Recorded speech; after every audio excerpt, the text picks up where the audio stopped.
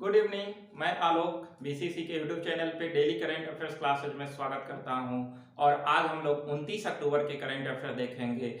आप सभी इस चैनल पे 1 अगस्त से डेली करंट अफेयर्स क्लासेज का सीरीज देख सकते हैं। आप सभी इसके अलावा स्टैटिस्टिक्स जीके सीरीज भी देख सकते हैं और सबसे बड़ी बात है कि आपको इस चैनल पे डेली करंट अफेयर्स क्लासेज में बेसिक जानकारियां दिया जाता है। बेसिक क्वेश्चंस को जानेंगे और सीखेंगे, इसलिए आप सभी इस क्लास को फॉलो करते रहें और इसके साथ साथ क्लास को लाइक, सब्सक्राइब और शेयर करना भी नहीं भूलें।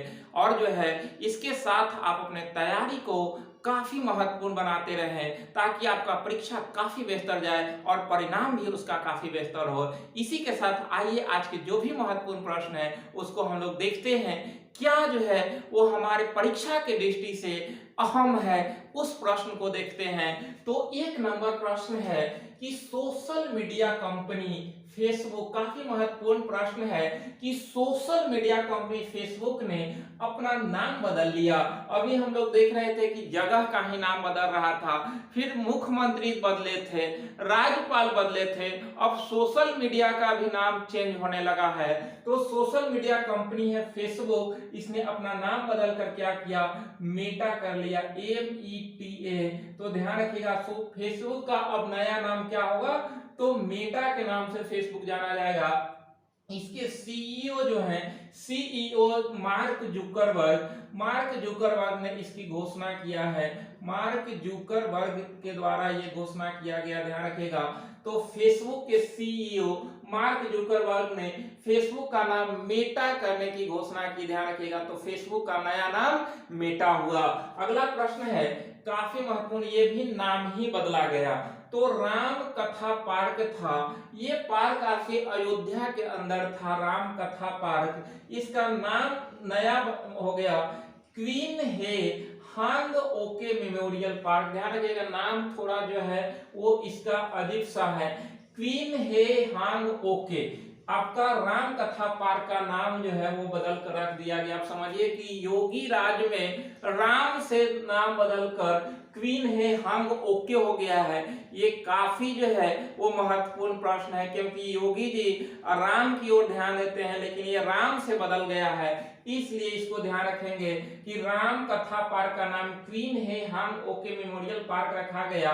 और ये पार्क आपका अयोध्या के सरयू तट पे स्थित था। अयोध्या के सरयू तट पर इसका नाम बदलने का क्या कारण है, इसका है कि इनका जन्म, यानी कि क्वीन हे हांग ओके जो है, इनका जन्म अयोध्या के राजकुमारी सूरी रत्न से हुआ था। यानी कि इनका जन्म, क्वीन हे हांग ओके का जन्म अयोध्या के राजकुमारी सूरी रत्न से हुआ था। और ये इनका जो है ये क्या हुआ था कि सूरी रत्न के ये पुत्री जो क्वीन हे हांग ओके थे, ये गए थे दक्षिणी कोरिया की यात्रा पे, तो वहीं के एक राजा से शादी कर लिए थे और वहीं बस गए थे। तो उन्हीं के नाम पर जो है ये राम कथा पार्क का नाम क्वीन ए हांग ओके रखा गया है। तो ध्यान रखिएगा कि इनका जन्म सूरी रत्न से हुआ था और ये कोरिया गए थे, वहीं पे शादी कर लिए थे, तो उन्हीं के नाम पर इस पार्क का नाम जो है बदलकर क्वीन ए हांग ओके रखा गया है। तो ध्यान रखिएगा, ये काफी महत्वपूर्ण प्रश्न है। तीसरा प्रश्न है, हम लोग देखते हैं कि पैदल सेना दिवस कब मनाया जाता है, इन्फेंट्री दिवस। तो ये मनाया जाता है 27 अक्टूबर को, ध्यान रखिएगा 27 अक्टूबर को इन्फेंट्री दिवस मनाया जाता है। जैसा कि आप सभी जानते होंगे कि जब भारत और पाकिस्तान आजाद हो रहे थे तो बहुत सारे ऐसे रियासत थे, लगभग 500 से ज्यादा रियासतें थी जो कि आपका भारत और पाकिस्तान जैसा ही थी। लेकिन जब ब्रिटेन वाले ब्रिटिशियन यहाँ से देश छोड़कर जा रहे थे तो उन्होंने भारत और पाकिस्तान को आजाद किया था। उसके साथ उसने कहा था कि जो भी देशी रियासत थी अगर वो स्वतंत्र रहना चाहते हैं तो स्वतंत्र रह सकते हैं, नहीं तो अगर आप भारत में शामिल होना चाहते हैं या पाकिस्तान में शामिल होना चाहते हैं तो शामिल हो सकते हैं। और इस तरह से वो देशी रियासत के सामने जो है वो ऑफर आया था। और आप जानते हैं कि विदेश जो भी देशी रियासत थी वहां के प्रमुख राजा हुआ करते थे। तो उसी में से था कुछ देसी रियासतें, जैसे जम्मू कश्मीर था, हैदराबाद था, जूनागढ़ था। तो इसी में जो है देखिएगा जम्मू कश्मीर के उस समय राजा महाराजा हरि सिंह थे और उन्होंने भारत या पाकिस्तान में विलय करने से मना कर दिया था जब भारत और पाकिस्तान आजाद हो रहे थे। तो उसी समय देखा जाए तो भारत की आजादी के बाद जो है वो पाकिस्तान ने कश्मीर पर आक्रमण किया था। तो उस समय महाराजा हरि सिंह भारत के विलय पत्र पर हस्ताक्षर किए थे।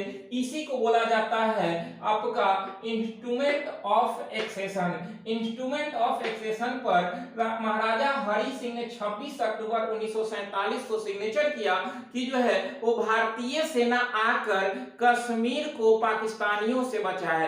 तो इसी तरह से जब इंस्ट्रूमेंट ऑफ एक्सेशन पर विलय पत्र पर महाराजा हरि सिंह साइन किए थे, कब? तो 26 अक्टूबर 1927 को। तो 27 अक्टूबर, एक दिन के बाद ही भारतीय सेना के इन्फेंट्री कंपनियां जम्मू कश्मीर पहुंची थी। यानी कि भारतीय सेना का जो है वो इन्फेंट्री कंपनी थी, वो 27 अक्टूबर 1947 को पहुंची कहां? कश्मीर। और इस तरह से पाकिस्तानियों को वहां से भगाया था। तो इस तरह से कश्मीर बच गया था पाकिस्तानियों के। पाकिस्तानी अगर जो है वो भारत अगर ऐसा नहीं करता तो जो है पाकिस्तानी यहाँ पे कब्जा कर लेते। इस तरह से भारत कश्मीर को बचा लेता है पाकिस्तानियों से। तो इस तरह से जो है ध्यान रखिएगा कि पैदल सेना दिवस इसी के लेकर 27 अक्टूबर को हर वर्ष मनाया जाता है। और इसी में जो है वो 26 अक्टूबर 1947 को हरि सिंह ने इंस्ट्रूमेंट ऑफ एक्सेशन पर साइन किया था, ध्यान रखिएगा। अगला प्रश्न है कि संभव जागरूकता कार्यक्रम। संभव जागरूकता कार्यक्रम शुरू किया है सूक्ष्म लघु और मध्यम उद्यम मंत्रालय के द्वारा लॉन्च किया गया है। ये क्या है? तो छात्रों को आर्थिक विकास को बढ़ावा देने के लिए, छात्रों को आर्थिक विकास को बढ़ावा देने की दृष्टि से उद्यमिता तथा घरेलू विनिर्माण को बढ़ावा देना, यानी कि उद्यम बनाना और घरेलू विनिर्माण को बढ़ावा देने के लिए छात्रों को जो है वो आर्थिक विकास के लिए ये पहल शुरू किया गया संभव जागरूकता। तो ध्यान रखिएगा। अगला प्रश्न है कि प्रधानमंत्री की आर्थिक सलाहकार परिषद का पुनर्गठन किया गया और इसकी अध्यक्षता किया तो विवेक देव राय ने। विवेक देव राय के द्वारा, विवेक देव राय आपका प्रधानमंत्री के आर्थिक सलाहकार परिषद के अध्यक्ष बने हैं और ये 2 साल के लिए बने हैं, ध्यान रखिएगा, अगले 2 वर्ष के लिए। अगला प्रश्न है कि स्वस्थ महिला स्वस्थ गोवा। स्वस्थ महिला और स्वस्थ गोवा किसने शुरू किया? तो यूवी कैन फाउंडेशन, ध्यान रखिएगा, यूवी कैन फाउंडेशन के द्वारा ये है। और ये फाउंडेशन किसने संचालित किया है? तो युवराज सिंह के द्वारा। युवराज सिंह जिसने 6 छक्का लगाया है, ध्यान रखिएगा। तो युवराज सिंह का एक फाउंडेशन है जिसका नाम यूवी कैन फाउंडेशन है और इसी के द्वारा स्वस्थ महिला स्वस्थ गोवा अभियान चलाया गया है। जिसमें क्या है? तो इसमें है कि ईवी कैन फाउंडेशन अकेले नहीं, इसमें जो है इसको चलाने के लिए एसबीआई फाउंडेशन से और गोवा सरकार से साझेदारी किया है। यानी कि EV can foundation, SBI foundation और गोवा सरकार से साझेदारी करके स्वस्थ महिला स्वस्थ गोवा कार्यक्रम चलाया है। इसमें क्या है कि इसके तहत आई ब्रेस्ट डिवाइस का उपयोग करेगा, आई ब्रेस्ट डिवाइस का उपयोग करेगा और इसके तहत स्तन कैंसर की निःशुल्क जांच की जाएगी। यानी कि जो भी स्तन कैंसर की जो है होगा उसकी जांच किया जाएगा, किसका उपयोग करके? तो आई ब्रेस्ट डिवाइस का उपयोग करके, ध्यान रखिएगा। तो ये ईवी कैन फाउंडेशन के द्वारा किया जा रहा है। ये फाउंडेशन जो है वो युवराज सिंह के द्वारा 2021 में स्थापित किया गया था। जब से इनको कैंसर हुआ था उसके बाद से जो है कैंसर पीड़ितों के लिए जो है इस तरह के जो है कार्य करते हैं युवराज सिंह। तो इसकी स्थापना ईवी कैन फाउंडेशन का 2021 में जो है वो युवराज सिंह के द्वारा किया गया था। और इसमें ध्यान रखिएगा कि इसके तहत जो है आई ब्रेस्ट डिवाइस का उपयोग कर स्तन कैंसर की निःशुल्क जांच किया जाएगा। और ये स्तन कैंसर आज जो है वो भारतीय महिला बहुत देखने के लिए मिल रहा है, तो इससे ज्यादा प्रभावित महिलाएं हैं। अगला है कि गो ग्रीन योजना की शुरुआत किसने किया है? तो गुजरात सरकार के द्वारा की, गुजरात के मुख्यमंत्री भूपेंद्र सिंह के द्वारा जो है भूपेंद्र पटेल हैं, भूपेंद्र पटेल के द्वारा जो है ये आपका शुरू किया गया गो ग्रीन योजना। इसके तहत क्या है कि राज्य के जो भी निर्माण और औद्योगिक श्रमिक हैं उनको रियायती दरों पर बिजली का 2 पहिया वाहन उपलब्ध कराया जाएगा। यानी कि जो भी राज्य के निर्माण और औद्योगिक श्रमिक हैं उनको रियायती दरों पर बिजली का 2 पहिया यानी कि मोटरसाइकिल उपलब्ध कराया जाएगा गो ग्रीन योजना के तहत। इसका उद्देश्य क्या है, तो ईंधन के बिल को कम करना और वाहनों से होने वाले प्रदूषण पर अंकुश लगाना। तो ईंधन का बिल भी कम आएगा और दूसरा कि वाहन से जो प्रदूषण होता है वो भी घटेगा। तो इस तरह से गो ग्रीन योजना लाया गया है। देख रहे हैं कि पेट्रोल का दाम इतना बढ़ रहा है, इसीलिए जो है वो आपका जो है वो गुजरात सरकार के द्वारा स्कीम लाया गया है। तो इस तरह से जो है अब इसी पे जो है वो जोर दिया जा रहा है। अगला प्रश्न है कि कृषि उड़ान 2 लॉन्च किया, तो किसने लॉन्च किया है, तो ये आपका जो है उड्डयन मंत्रालय के द्वारा किया गया, उड्डयन मंत्रालय के द्वारा। इसके मंत्री कौन है, तो ज्योति आदित्य राव सिंधिया है, ज्योति आदित्य राव सिंधिया के द्वारा, ध्यान रखिएगा। तो ज्योति आदित्य राव सिंधिया के द्वारा कृषि उड़ान 2 लॉन्च किया गया। इसमें क्या है कि कृषि उपज की आवाजाही को सुविधाजनक बनाने के लिए, यानी कि किसानों के जो भी उपज है उसको बाजार तक पहुंचाने के लिए कृषि उड़ान 2 लॉन्च किया गया है उड्डयन मंत्रालय के द्वारा। इसके मंत्री ज्योति आदित्य राव सिंधिया है। तो इस तरह से जो है इनकी आवाजाही को सुविधा मिलेगा और जो है वो जल्दबाजी में एक जगह से दूसरे जगह तक इनके जो भी उपज है पहुंच जाएगा इसके तहत। अगला प्रश्न है कि भारत के पहले radio over internet protocol, Bharat के पहले radio over internet protocol system का उद्घाटन किसने कहां किया गया, तो ये किया गया है श्यामा प्रसाद